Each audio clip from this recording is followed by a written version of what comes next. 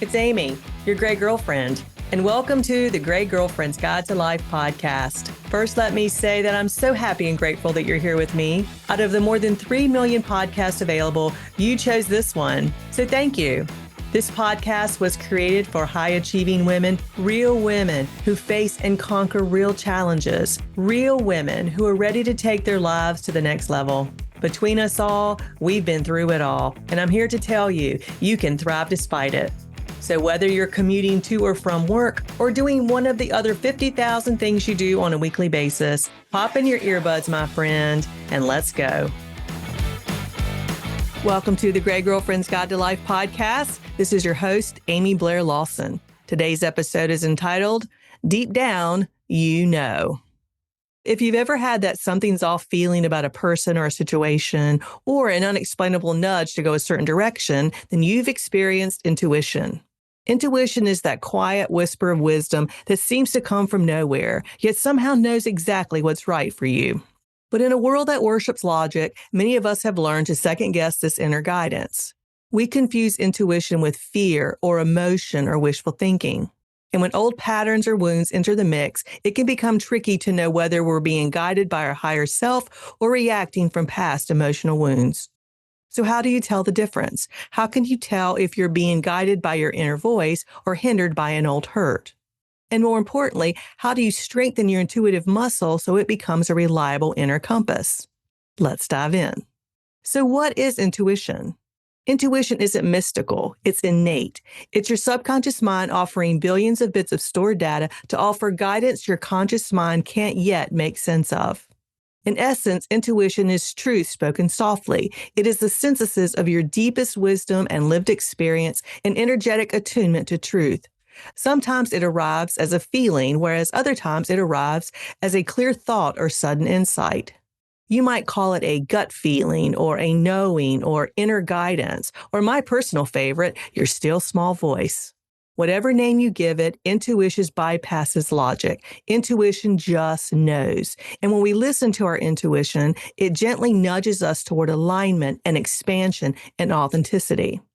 For those of us who haven't given this much thought, you may be asking what intuition feels like. Intuition is subtle, but recognizable once you learn its signature. Here are 5 common ways intuition shows up. Intuition can be a calm inner knowing without drama, or a peaceful certainty when logic disagrees, or a sense of lightness or clarity around a decision. Or it can show up as physical sensations such as an open chest, or a relaxed breath, or a gentle pull. Or it can show up as a quiet whisper that persists, not panics. Intuition tends to feel steady and neutral. It has no tension or urgency. Intuition feels like truth. By contrast, emotional reactions, especially fear or guilt or anxiety, feel charged or fast or heavy. When old programming grabs the microphone, it often carries self-doubt or scarcity or should energy. When it's not intuition, it's the voice of old wounds. Your subconscious mind loves to protect us. If you were hurt or rejected or shamed in the past, your brain logged that memory as a danger signal. Now, even decades later, your brain tries to keep you safe by steering you away from anything that even remotely resembles past pain. This is where emotional reasoning can masquerade as intuition. For example, maybe you want to launch a new business, but you're feeling some resistance. Is that true intuitive guidance or fear of failure from an old wound?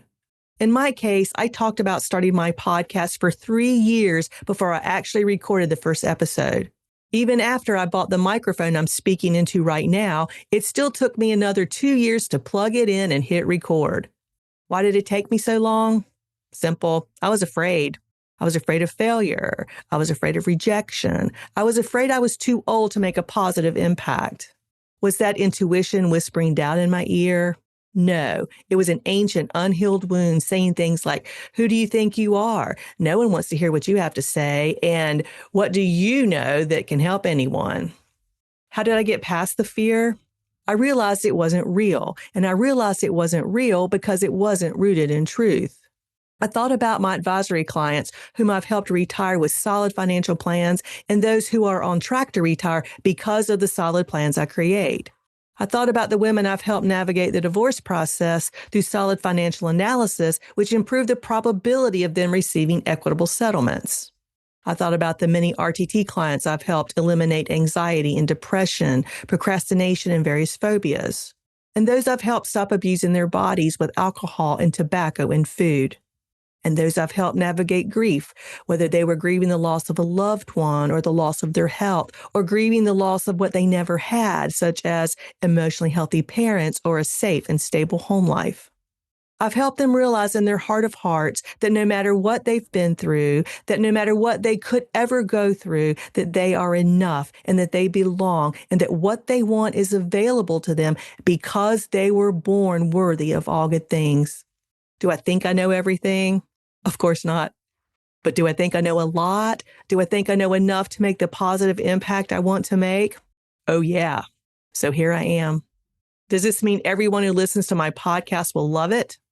Of course not. There is not one podcast that everyone loves. If someone doesn't love my podcast, does that mean I know any less than I did before I started? Or that my skill set is less unique? Or that I as a person have any less value? Of course not. Now, let's look at another example, an example about relationships. Have you ever sensed discomfort in a new relationship? Was that your intuition warning you, or was it fear of intimacy based on past betrayal? Maybe now you're in a new relationship and you're sensing discomfort. Maybe they are kind and communicative and genuinely interested, but part of you feels uneasy or wants to pull away. If it's intuition, your body feels calm but alert. There's no panic. It's just a quiet sense of something's not quite right. Something's not quite in alignment. Maybe they say all the right things, but there's a subtle inconsistency in their actions, or a tone you can't explain, or a disconnection in values that feels off. When it's intuition, your inner voice feels clear and neutral. It doesn't criticize or catastrophize. You might think, something isn't matching up here. I don't feel fully safe to open up, and I can't quite say why. If you sit quietly with yourself, the feeling stays steady. It doesn't grow louder with anxiety. It just remains. That's your deeper wisdom signaling to pay attention. If it's fear of intimacy, if it's old programming, your reaction feels charged or urgent. You may feel anxious or restless or want to run. Your inner dialogue might be screaming, I'm going to get hurt again, or I can't trust this, or they'll see the real me and leave. This isn't a warning about the other person. It's a defense mechanism trying to protect you from past pain. The energy feels tight and the thoughts loop and escalate. Here's a good test. Intuition says, something isn't aligned. Pause, observe. Fear says, I need to protect myself. I'm out of here. When you challenge the fear gently, maybe by taking a few deep breaths or staying curious, it softens. When you challenge intuition, however, it remains steady. Intuition doesn't disappear under scrutiny. And here's a simple truth. Intuition guides you forward. Old programming keeps you stuck. Intuition expands. It may feel scary because it leads you into the unknown, but at its core, it feels right. Old programming, on the other hand, contracts. It keeps you looping in the familiar, no matter how uncomfortable that familiar may be. So how do you tell the difference? When you're unsure whether you're feeling intuition or emotion, slow down and ask yourself these 5 questions. Question number 1, is this voice loving or fearful? Intuition always speaks with love, even when it warns you. Fear, on the other hand, speaks harshly or urgently or critically. Question number 2, does this guidance expand or shrink me? Intuition feels like openness and invites your higher self forward. Emotional reactivity, on the other hand, feels like tightening or retreating or shutting down. Question number 3, is this about the present or my past? If your emotions carry stories from childhood or previous relationships or other past patterns, it's likely old programming stuck on rewind. Question number 4, does this thought bring peace or noise? Intuition feels quiet, even when it's inconvenient. Mental chatter, such as the what ifs and the shoulds and the catastrophizing, is the ego at work. Question number 5, what happens when I take a few deep grounding breaths? When you calm your nervous system, intuition becomes clearer. Fear, on the other hand, fades when you stop feeding it. So try this. Write down the decision or dilemma you're facing. Then take a couple deep breaths and ask yourself the following question. If I were guided by love and truth, what would I do? Then feel what comes up, not what you think. If you're interested in developing your intuitive muscle, here's some good news. You can. As with physical fitness, intuition strengthens with use. The more you honor it, the more it speaks. And here's how to cultivate it. First, practice stillness daily. Even 5 minutes of meditation or journaling or deep breathing creates space for inner guidance to emerge. Second, ask and listen. Literally ask your intuition simple yes or no questions and notice where in your body each answer lands. For many of us, yes feels open and upward, whereas no feels tight or heavy.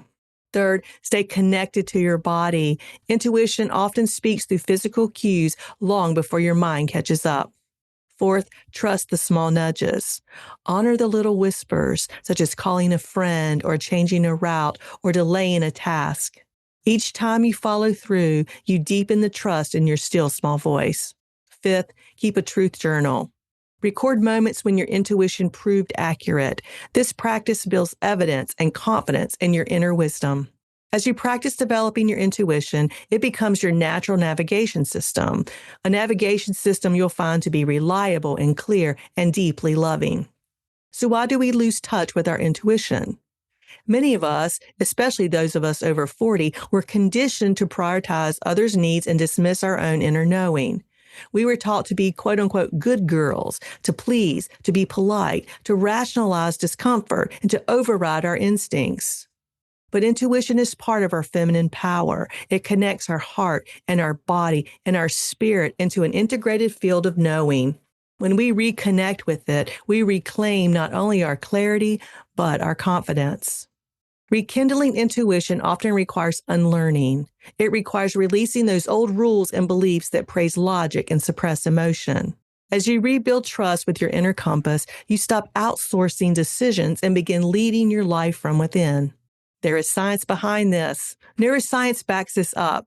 Intuition isn't fantasy. It's fast, unconscious pattern recognition. Your brain processes countless environmental cues in microseconds, like tiny shifts in tone and facial expressions and energy changes, and then distills them into a gut feeling. Heart Math Institute research shows the heart senses and responds to intuitive signals before the brain does. This means intuition truly lives in the body, not in the mind. There will be times, however, when emotions cloud your intuition because you are human. Emotions serve a vital purpose. They show us where our attention is needed. But strong emotions can flood our intuition's frequency. Think of intuition as a soft radio signal. When static dominates, and by static I'm referring to emotional charge, you can't hear the message. What's the remedy? Feel first, decide later. Allow yourself to process the emotion fully without judgment. Journal, or take a walk, or breathe deeply. Then once you're grounded again, revisit the decision. You'll find the intuitive answer rises naturally when the emotional wave passes. At the end of the day, intuition is self-trust. The more you trust yourself, the louder intuition becomes. Learning that wisdom isn't out there is the real gift. Wisdom lives within you, waiting to be acknowledged. Your intuition is the bridge between your conscious self and the deeper intelligence of your life's design.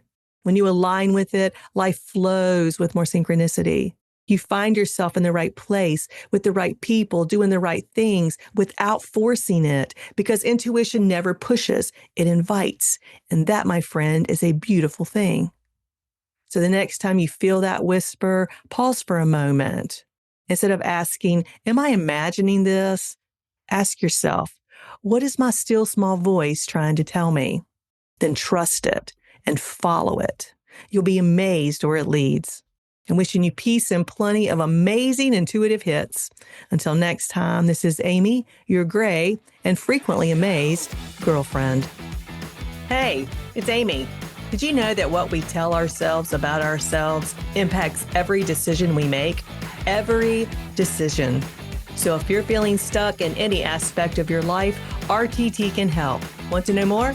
Go to amyblairlawson.com or click on the calendar link in the show notes to schedule your complimentary 30-minute consultation. Oh, one last thing. I can't forget the legal stuff. You know what I'm talking about. The language a lawyers write that I have to read to you. Well, here it goes. This podcast is for educational and entertainment purposes only. While I am a rapid transformational therapy practitioner, a certified divorce financial analyst, and a licensed investment advisor, this podcast is not intended as a substitute for a private session or a consultation. Got it?